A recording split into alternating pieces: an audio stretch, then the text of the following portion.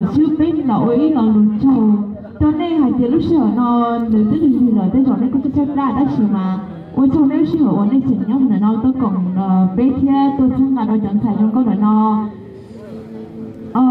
ý trong gì kia cô lộ ôi trầu cho ta thò chọn để được gì ổn nên kia nó chọn xài nó tôi sành tôi cái loại gì ít trong lâu ta chỉ biết được tôi chỉ ta nên nói xưa nên chẳng ba cho nó cô rồi nên chọn xài tôi sành kia thế ít lòng nó ôi cho tôi đây cho tú uống mà cũng thay đây cho mua cũng thay đây bắt thay đua thế nên chúng tôi quay clip để phổ biến cái chương trình này ôi trong sẽ thực nói tao bỏ 2 tiếng với anh thầy nó là tôi suy từ giờ 2 tiếng muốn làm đấu dạo 2 tiếng những tòa này cơ vì thời tiết là nó cũng yêu chỉ ủng hộ mình chỉ thế các chị mà nên chỉ cho càng thò cô ơi cho đôi cổ trí tuần thầy uống đi gan đây nó bình xử tôn thối đâu bây giờ không sai cho đời kia chỉ ta đi đợi nó thời tiết thì chỉ trong đó nên chỉ cho ô tô hoàn thành tốt tất cả 4 phần thi và sau đây một lần nữa ban tổ chức xin tất cả các người đẹp quay trở lại sân khấu.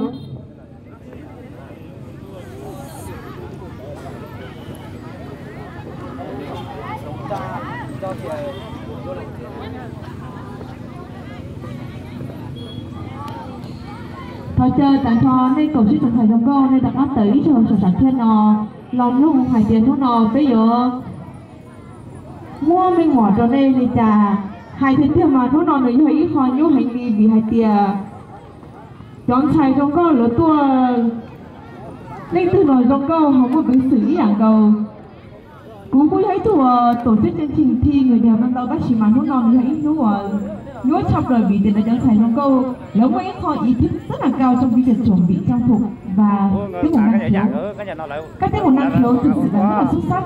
Đây là tất cả là các phần thi chất lượng nhất từ trước đến giờ và một lần nữa có cái nói chung một thị cho tôi lấy rồi ôi lấy chồng thế vì thì tất nhiên thì bây giờ lấy như chắc các đời đã chỉ mà lấy ô tô trong rồi. Sau đây xin mời tất cả các người đẹp bước lên phía trước 3 bước.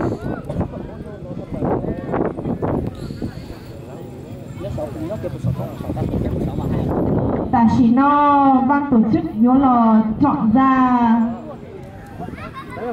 top 5 người xuất sắc nhất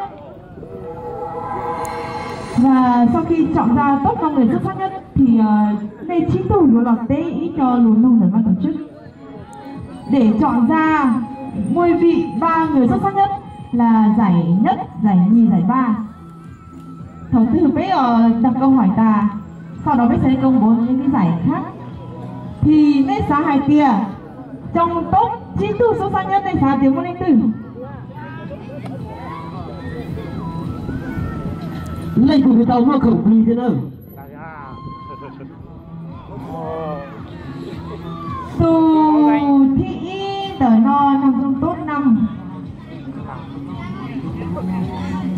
cho nhiều cái thủ thầy trong câu tôi họ vui như tôi Trang Thùy xin chúc mừng. Xin mời em bước lên phía trước 2 bước.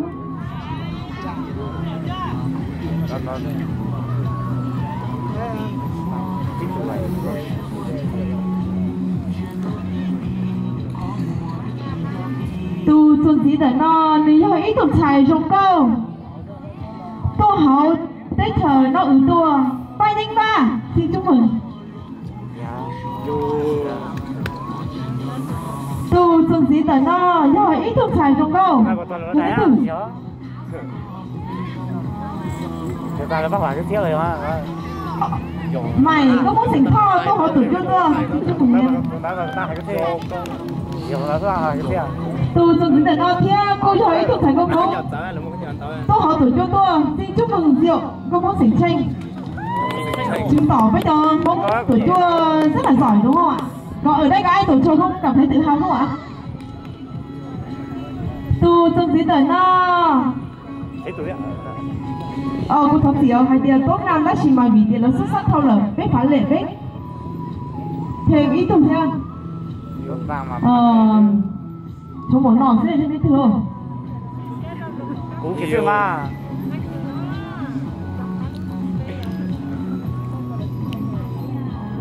chúa ít tụ chạy công mông tua hậu sân là tua một đấy tụ đây sao đến từ Vân Hồ. Xin chúc mừng Diễm Ly số danh số 9.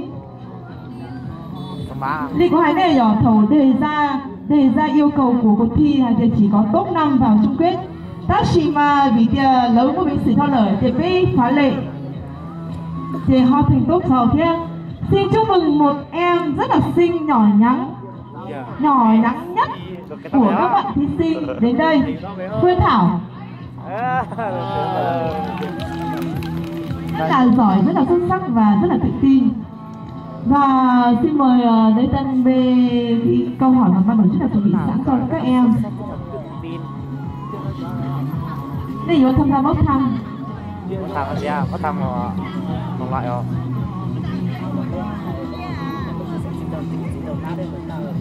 Cái chữ ấy. Cái chỗ lùng hút ngon bao gồm cả tiếng Việt và có những câu hỏi là tiếng Việt và những câu hỏi là tiếng Mông. Sắp trao đổi.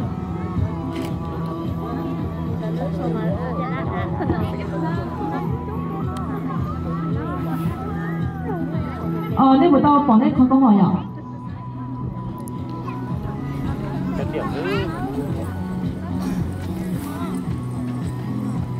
Và đầu tiên là xin mời thí sinh Phương Thảo sẽ trả lời câu hỏi của mình và ban tổ chức xin phép được có câu hỏi của em. Và câu hỏi của em sẽ có nội dung như sau. Nói thấy coi một cái câu hỏi bằng tiếng Việt. Khi tham gia một cuộc thi sắc đẹp như thế này, điều em mong muốn là gì? Kính thưa ban giám khảo cùng toàn thể quý vị ở đây, sau đây em xin trả lời câu hỏi của mình.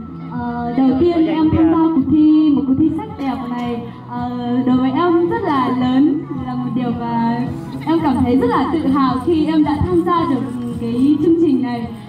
Điều đầu tiên em mong muốn nhất khi em đến với cuộc thi này đó là đầu tiên là em trải nghiệm trước với học hỏi.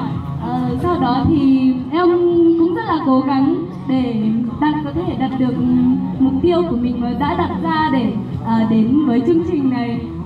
Với lại khi tổ chức cái cuộc thi này thì em nghĩ đây là một điều mà rất là tốt để có thể cho tất cả quý vị bà con, những người mà chưa từng thấy để họ cũng biết, và em cũng rất là muốn học hỏi, giao lưu với những chương trình này.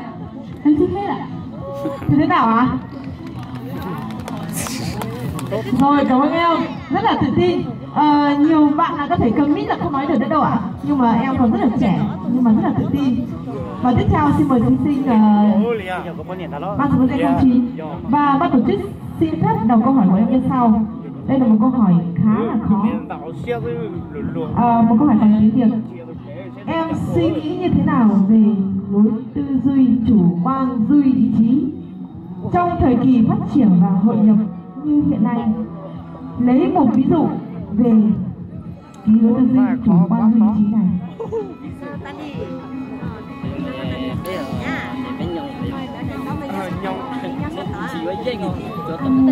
Kính thưa ban giám khảo và toàn thể tất cả mọi người, sau đây là em xin trả lời câu hỏi của em. Nói về lối tư duy.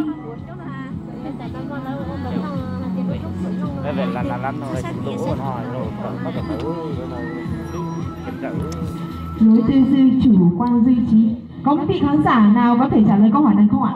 Đây là một câu hỏi về từ luận và gợi ý một chút. Chú trả lời được không? Nhớ hai tiền hai lông móc. Thì hai coi đó là ngày lúc nước để chỉ cảm báo ấy.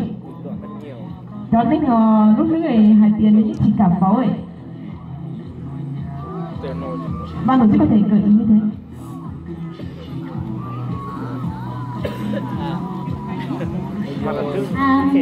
Và em xin trả lời là nói về lối tư duy thì mỗi người đều có một cái tư duy khác nhau ạ.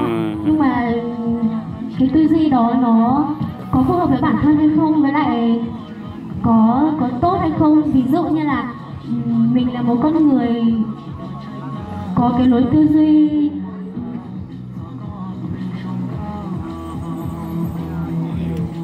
vì cũng nó của họ kỹ. Nói chung vấn đề có cái tự tin rồi nhở?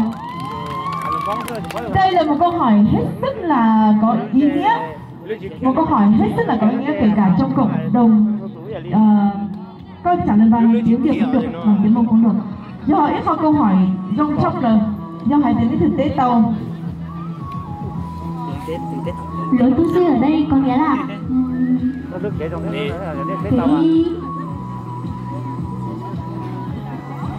Vấn đề trong đường. Ôi, xí đâu mà.